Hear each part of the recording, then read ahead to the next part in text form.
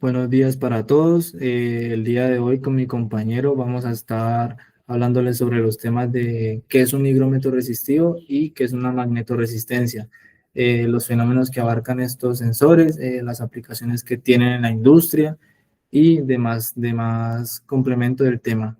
Para el día de hoy me acompaña mi compañero Datsun Miguel Walteros Marín, que les va a hablar sobre las magnetoresistencias.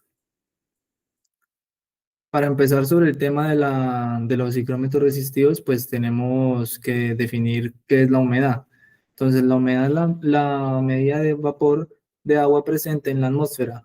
Es un componente invisible del aire que todos hemos sentido en un día que hace demasiado calor, como por ejemplo en el verano, o en un ambiente que es muy seco, ¿vale? Entonces, la humedad se le puede clasificar de dos formas: como humedad absoluta, que es la cantidad total de vapor de agua en un volumen de aire, y como humedad relativa, que es cuando se compara el vapor de agua que hay con cuánto podría haber como máximo en esa misma temperatura, ¿vale? Entonces más adelante vamos a encontrar la fórmula de la humedad relativa, que es cual se basan los higrómetros resistivos. Listo, entonces, ¿qué es un higrómetro resistivo? Es un dispositivo que determina la cantidad de vapor de agua presente en la atmósfera. Es una variable conocida como humedad ambiental. Esta se suele indicar como porcentaje de humedad relativa. Entonces ya vemos que la humedad relativa se expresa es en porcentaje, ¿vale? Eh, Su utilidad es muy amplia. Los higrómetros resistivos lo podemos encontrar tanto para predicción meteorológica, hasta para garantizar condiciones precisas en espacios como laboratorios, industrias y hogares. Más que todo lo encontramos como en hospitales o en sitios donde la temperatura tiene que estar muy regulada, pues entonces los higrómetros nos permiten visualizar dicha temperatura para saber si tenemos que aumentar o disminuirla en el espacio en el que está. Entonces, ¿cómo funcionan los higrómetros resistivos? Es un material sensible a la humedad, es un material sensible a la humedad, ¿vale? Entonces, tiene una capacidad para conducir la electricidad eléctrica.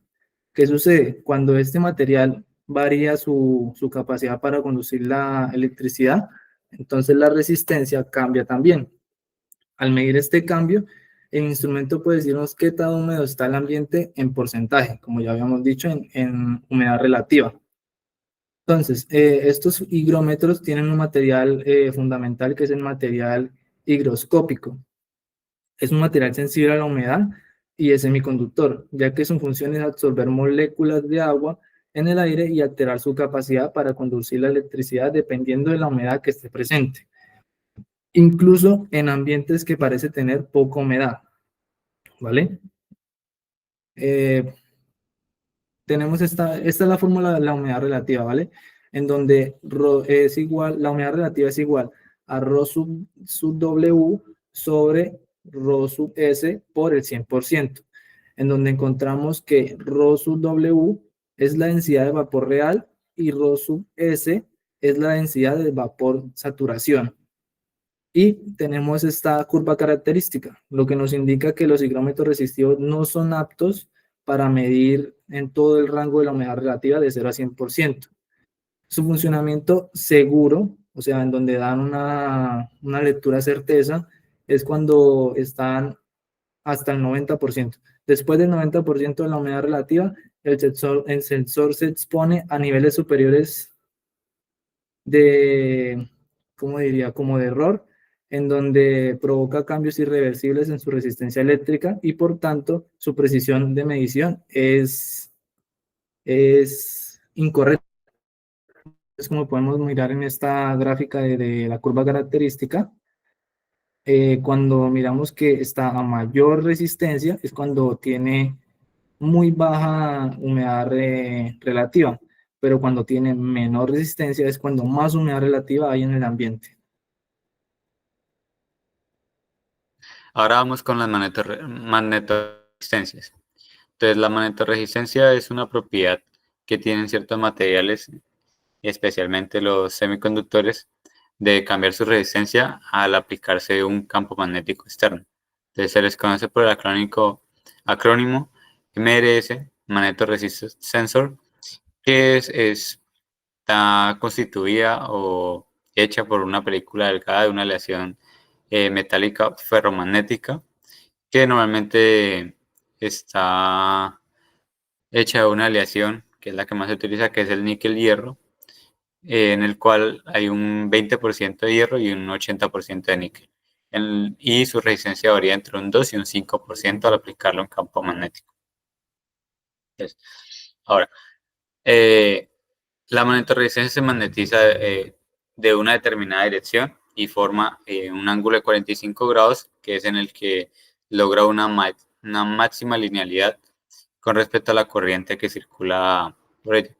Como vemos en la figura A, el material está previamente magnetizado en una dirección que forma un ángulo fijo alfa con respecto a la corriente I. Este ángulo inicial suele elegirse siempre o normalmente en 45 grados, porque la pendiente de la curva de la resistencia en términos del ángulo, en este caso alfa, es máxima, y donde la respuesta del sensor es más lineal respecto a pequeños cambios en el campo magnético externo. Y en la figura B se le aplica un campo magnético externo, en el cual está en la figura como H sub Y, que va perpendicular a la corriente. Este campo altera la orientación de la magnetización M, cambiando el ángulo alfa. Y como R depende de coseno al cuadrado de alfa, ese cambio angular produce una variación en la resistencia media en este caso del material.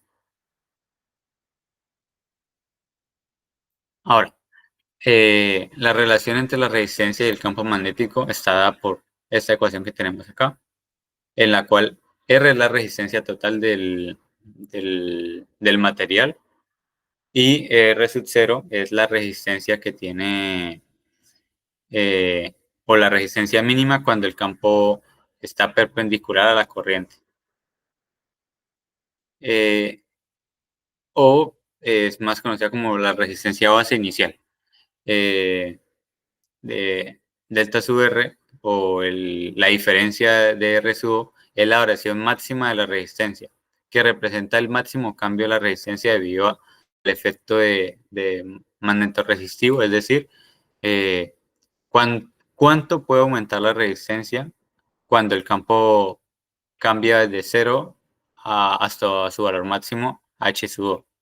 Y H sub Y es el valor instantáneo del campo magnético, que puede ser en una dirección específica, por eso está indicado ahí con la Y. Y el H sub 0 es el campo magnético de saturación, que es el valor del campo magnético en el cual ya la resistencia no cambia significativamente, ya que el material está saturado magnéticamente. Entonces, como podemos observar, si H sub Y H sub 0 o sub O son iguales, la resistencia total va a ser igual a la resistencia base. Y como podemos ver acá en esta representación gráfica, lo que nos dice es que la resistencia debe ser mínima tanto en menos 90 como en 90 grados.